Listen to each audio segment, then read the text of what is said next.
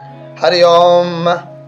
द्रोणाचार्य के मन में पांडवों के प्रति द्वेष पैदा करने और युद्ध के लिए जोश दिलाने के लिए दुर्योधन पांडव सेना की विशेषता बताई। दुर्योधन के मन में विचार आया कि द्रोणाचार्य पांडवों के पक्षपाती हैं ही, अतः वे पांडव सेना की महत्ता सुनकर मेरे को यह कह सकते हैं कि जब पांडवों की सेना में इतनी विशेषता है तो उनके साथ तो संधि क्यों नहीं कर लेता। ऐसा विचार आते ही दुर्योधन आगे के 3 श्लोकों में अपनी सेना की विशेषता बताता है। अस्माकं तु विशिष्टा एतान्निबोध द्विजोत्तम नायका मम सैन्यस्य संज्ञार्थं तान् ब्रवीमि ते। अस्माकं तु विशिष्टा एतान्निबोध द्विजोत्तम। दुर्योधन द्रोणाचार्य से कहता है कि हे द्विश्रेष्ठ, जैसे पांडवों की सेना में श्रेष्ठ महारथी हैं, ऐसे ही हमारी सेना में भी उनसे कम विशेषता वाले महारथी नहीं हैं। प्रत्युत उनकी सेना के महारथियों की अपेक्षा ज्यादा ही विशेषता रखने वाले हैं, उनको भी आप समझ लीजिए।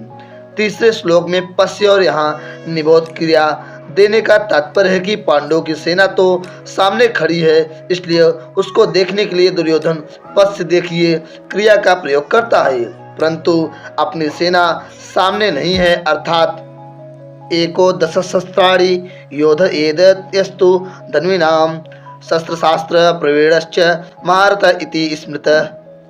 अपनी सेना की तरफ द्रोणाचार्य की पीठ है, इसलिए उसको देखने की बात न कहकर उस पर ध्यान देने के लिए दुर्योधन निबोध ध्यान दीजिए क्रिया का प्रयोग करता है। नायका मम सैन्यस्य संज्ञार्थं तान् ब्रवीमि ते। मेरी सेना में भी जो विशिष्ट सेनापति हैं, सेना नायक हैं, महारथी हैं, मैं उनके नाम केवल आपको याद दिलाने के लिए, आपकी दृष्टि उधर खींचने के लिए ही कह रहा हूँ। संज्ञार्थम पद का तात्पर्य है कि हमारे बहुत से सेना नायक हैं, उनके नाम मैं कहाँ तक कहूँ, इसलिए मैं उनका केवल संकेत मात्र करता हूँ, क्योंकि आप तो सबको जानते ही हैं। इस श्लोक में दुर्योधन का ऐसा भाव प्रतीत होता है कि हमारा पक्ष किसी भी तरह कमजोर नहीं है, परंतु राजनीति के अनुसार शत्रु पक्ष चाहे कितना ही कमजोर हो और अपना पक्ष चाहे कितना ही सबल हो, ऐसी अवस्था में भी शत्रु पक्ष को कमजोर नहीं समझना चाहिए और अपने पक्ष में भी उपेक्षा, उदासीनता आदि की भावना किंचित मात्र भी नहीं आनी देनी चाहिए। इसलिए सावधानी के लिए मैंने उनकी सेना की बात कही और अब अपनी सेना की बात कहता हूँ। दूसरा भाव यह है कि पांडवों की सेना को देखकर दुर्योधन पर बड़ा प्रभाव पड़ा और उसके मन में कुछ भय भी हुआ, कारण की संख्या में कम होते हुए भी पांडव सेना के पक्ष में बहुत से धर्मात्मा पुरुष थे और स्वयं भगवान थे। जिस पक्ष में धर्म और भगवान रहते हैं उसका सब पर बड़ा प्रभाव पड़ता है।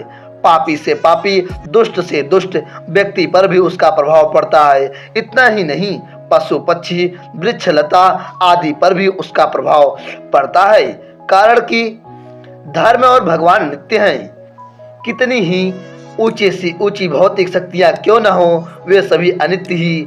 इसलिए दुर्योधन पर पांडव सेना का बड़ा असर पड़ा, परंतु उसके भीतर भौतिक बल का विश्वास मुख्य होने से वह द्रोणाचार्य को विश्वास दिलाने के लिए कहता है कि हमारे पक्ष में जितनी विशेषता है उतनी पांडवों की सेना में नहीं है, अतः हम उन पर सहज ही विजय कर सकते हैं।